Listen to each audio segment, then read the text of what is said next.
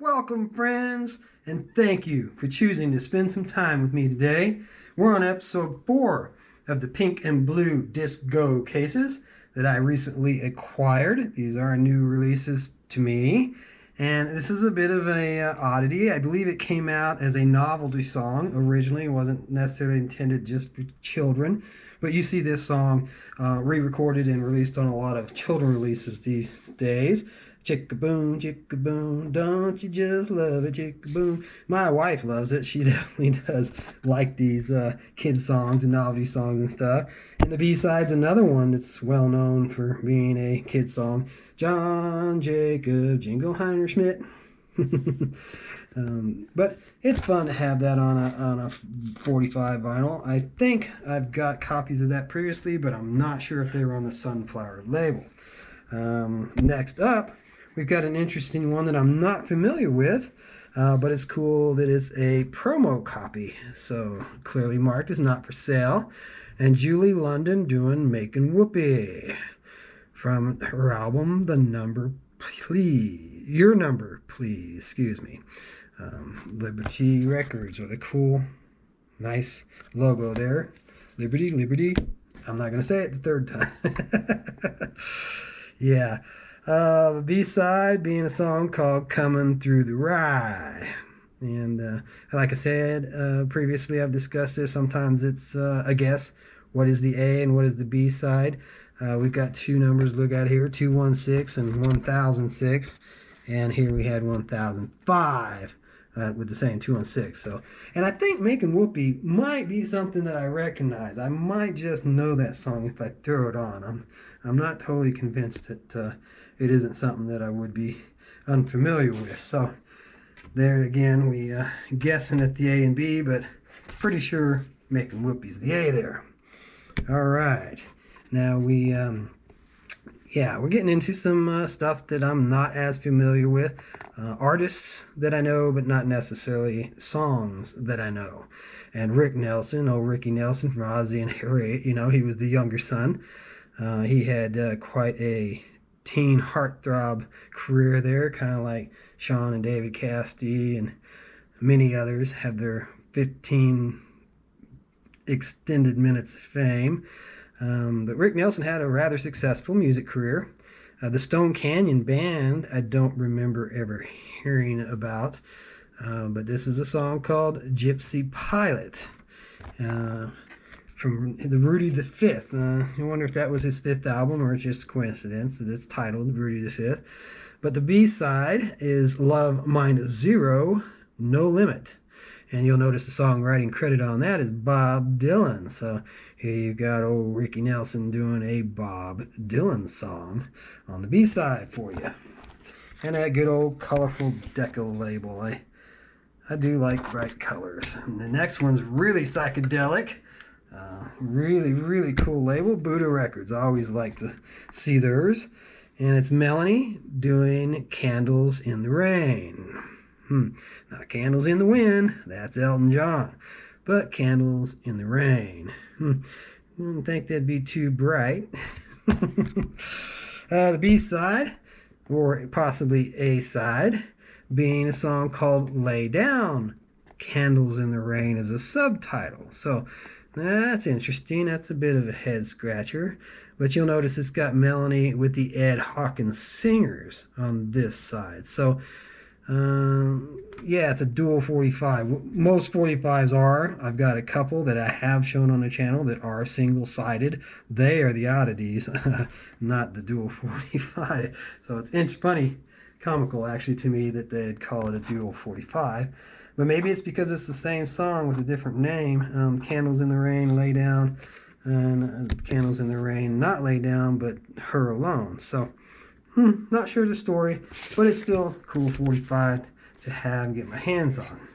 Next up, we got one of my all-time favorites, The Carpenters. I know I say I'm a 60s psych, 70s rock, 80s metal guy, but there are some pop bands that really appeal to me that I liked, and I just loved Karen Carpenter's voice. Richard Carpenter was an amazing arranger and producer, and Karen had just such a beautiful voice. They Long to Be Close to You. This is one that I often sing to the why. Yeah, why do birds suddenly appear? They long to be close to you. Yeah, I skipped a couple lines in there just to kind of speed it up because I know you're not here to hear me sing, and I don't think most Carpenter fans would not be familiar with that song. It's definitely one of their big hits. B-side being a song, I Kept on Loving You, which is interesting because it's written by Paul Williams, which was also the guy who wrote We've Only Just Begun, which was, I believe, the Carpenters' first real big hit. And started out as a commercial for a bank, which is a rather interesting story. And there you go. Richard Carpenter, being such a good arranger and producer, he took a commercial for a bank and turned it into a hit pop song. But this song I'm not as familiar with. But like the old Paul Williams, he's great. If you're not familiar with him, he was the little guy in Smokey and the Bandit, the really rich guy's partner, side, right-hand man, whatever. He was funny. Seen him recently a bit on Match Game. They've been playing Match Game show on the Game Show Network, and we really enjoyed watching that. And he's been on there, and he was quite a character, old Paul Williams. But anyways, I'm not sure if he's still with us or not. Actually, I'm talking about him as him being gone, but I'm not sure if he's still with us or not. But here we've got the Temptations from the album Psychedelic Shack. You make your own heaven and hell right here on earth. Well, can't really argue that, can we? That's a lot of truth to that. And the B-side, which I'm assuming this is the B-side because I do know this song quite well. Just my imagination running away with me. Now, I always thought that was a Rolling Stones song, but I'm led to believe that the Rolling Stones did a cover of it because the songwriting credits on it is Whitfield and Strong, which were not members of the Rolling Stones from my recollection. But yeah, that's a good song, at least the Stones version of it is, so it would be rather interesting to hear the Temptations put their spin on it. And another Temptations one here for us. At least this time we've got it clearly marked as an A-side, which I always appreciate. That last one did not have the designation of an A or B. But Superstar, remember how you got where you are. Don't recognize it by the title. Got the same songwriting credit as we had on that Just My Imagination Running Away With Me. So maybe the Temptations did originally do that song. Yeah, it's the same songwriting credits on what I thought was the A-side of that last one. So I might have got those completely backwards. Again, you'll see both of these 45s were from 1971, so we're in that window that I was discussing in the last episode. But here we've got it clearly marked B-side, being a song called Gonna Keep On Trying Till I Win Your Love, from the album The Sky's the Limit. Rather interesting. Both of these are 1971. But it says 1967 here, so this was from a previous album for that B-side, and this was 71 and 71. So the A-side coming out in 1971 using a B-side from 1967. So that's quite interesting, actually. Looking at the dates on that previous one, it was 71 with songs credited in 1970 for both. So that's not going to help us figure that mystery out. Next up, we've got one, Frida Payne. Frida Payne. It's kind of like a play on, you wonder if that's actually her real name, or Frida Payne, Band of Gold, on Invictus Records. And got the old thinker there. His hand ain't on his forehead, it's on his, and not on his chin either. So there's kind of a slight variation there on however you want to remember the thinker being. His face kind of looks a little different too. But the B-side, or what I'm guessing is a B-side, because I don't know Frida Payne and I don't know either one of these songs, but The Easiest Way to Fall. Alright. So like I said, I briefly went through these. We're about halfway through the first pink case of the pink and blue.